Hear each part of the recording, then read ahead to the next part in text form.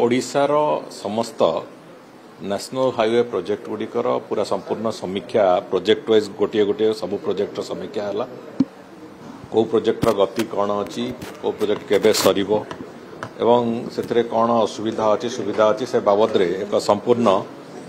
समीक्षा आज सरिला आमर सौभाग्य जे जो कथा आमे जो डबल इंजिन सरकार रो फल एबे ओडिशा को मिलवा को जाउछि ओडिशा को गोटे वर्ष भितर ओडिशा नेशनल हाईवे सेक्टर रे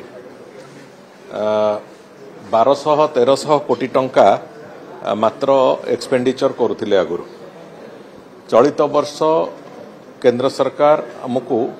13,000 कोटी टंकार नेशनल हाईवे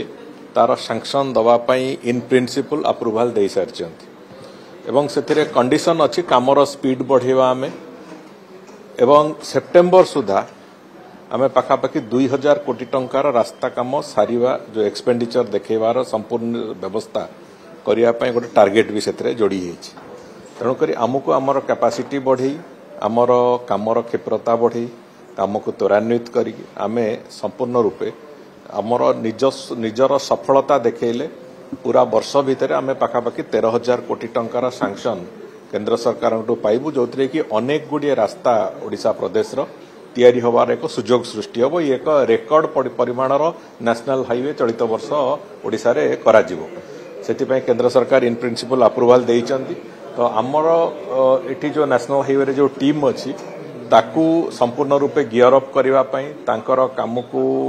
आउरी केमति त्वरान्वित हो सेतिपई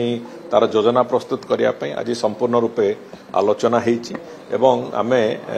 मु भाबुची आमे जो लक्ष्य केंद्र सरकार हमको विश्वास करिकी कहिचंती बा विश्वास करिकी देइचंती आमे सेतरे सफल हबु एवं ओडिसा रे गत वर्ष मानक भितरे गत 5 वर्षर जहाँ सिचुएशन थिला 5 वर्ष भितर जेतिकी नेशनल हाईवे तैयारी नतला गोटे वर्ष रे आमे ताठू अधिक नेशनल हाईवे रास्ता तैयारी करिया पे ओडिशा प्रदेश रे सक्षम हबु एवं नेकी चालिबु सेते आज सामग्रिक भाव में समीक्षा थिला एवं आगामी दिन पई हमर जो प्रस्तुति से प्रस्तुति को केमिति ठीक ढंग रे चलिबो से बाबद रे आलोचना भी थिला नितिन गडकरी ऐसी घोषणा करथले से सब रे किछि ऊपर आलोचना हेतला से काम गुडी तो ऑनगोइंग प्रोजेक्ट्स रे अछि किंतु ता बादे आहुरी 13,000 कोटी टंकार प्रोजेक्ट आहुरी एई चलित आर्थिक वर्ष रे आसीबो बोली से बाबद रे इन प्रिंसिपल अप्रूवल आसी सारछि एवं हमको से कथा को नेकी आगु को जीवार अछि एवं से कथा को नेकी सफलता केमिति ओडिशा प्रदेश रो हमर नेशनल हाईवे तैयारी करिवार जे हमर सफलता केमिति हमें पाइबा विभाग केमिति पाइबो सेतिपई समस्त योजना हमें प्रस्तुत करछि बड़ प्रोजेक्ट कोन अछि संबलपुर भुवनेश्वर जो नेशनल हाईवे दिन हेले चली नहीं से कामर शेष अवस्था को आसी पहुंची सेथिरे वास्तव में प्रॉब्लम हेतिला जो एजेंसी सेथिरे आरंभ करथिला काम से एजेंसी रो निजस्व आर्थिक दुर्बलता कारणरू एवं से कंपनी एनसीएलटी को जीवा कारणरू वास्तव में से काम आज संबलपुर एवं कटक मझे जो कम्युनिकेशन डिस्टर्बांस से कारण होता एवं मते तो स्पष्टता एथरे अछि जे से काम आमे बहुत शीघ्र सारिबा को जाउछु आ गोटे दुईटी पैच रे जो सामान्य समस्या अछि ताको आमे सारिबा को जाउछु एवं से सरीगला परे एबे दुई तीनोटी केवल नुआ सेठी वीयूपी तैयारी होबा कारणरू किछि रास्ता खराब हेछि नहले प्रायत्व से काम को आमे चलित वर्ष भितर कंप्लीट कर दबु एवं संपूर्ण रूपे इंक्लूडिंग द वीयूपी से रास्ता गुडी को आमे कंप्लीट करिवु एवं से रास्ता संपूर्ण रूपे गमनागमन योग्य हेछि बहुत गुडिए नुआ प्रोजेक्ट निया जाइछि बहुत गुडिए नुआ प्रोजेक्ट निया जाइछि एवं जोथिरे कि आमे भी जो भली भाबरे रास्ता हमर 2036-2047 मसिया को आखेगर रखी जो भली भाबरे रास्ता गुडी को तैयारी होबार आवश्यकता अछि विभिन्न जिला एवं मुख्य रास्ता बंदर ए सब को कनेक्ट करिवार जो संपूर्ण एक योजना आमे गोटे कंसल्टिंग कंपनी को देइतिलु से तांकर भी आज प्रेजेंटेशन देखै सारचंती सेथुरु अनेक गुडी रास्ता आमे नेइचु ओडिसार समस्त प्रमुख अंचल समस्त कमर्शियल अंचल एवं समस्त वाणिज्यिक संभावना थिबा अंचल को ओडिसार पोर्ट संगरे ओडिसार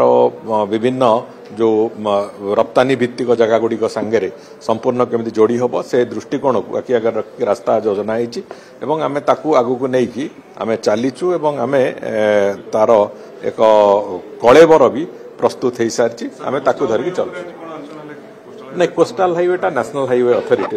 एबे आज आज आमर जो प्रोजेक्ट गुड़ा स्टेट एनएच एवं मिनिस्ट्री ऑफ रोड ट्रांसपोर्ट जोटारे तांकर सैंक्शन थाए एवं स्टेट जो गुड़ा स्टेट पीडब्ल्यूडी जो तार रास्ता गुड़िक तैयारी करे स्टेट एनएच रो प्रोजेक्ट गुड़िक आज थिला सर आउ एक प्रश्न दीघार दीदी मानुना परमानेंट भी करछन्ती कोन कार्यानुष्ठान नियजिबा आइनगत से बाबद रे तो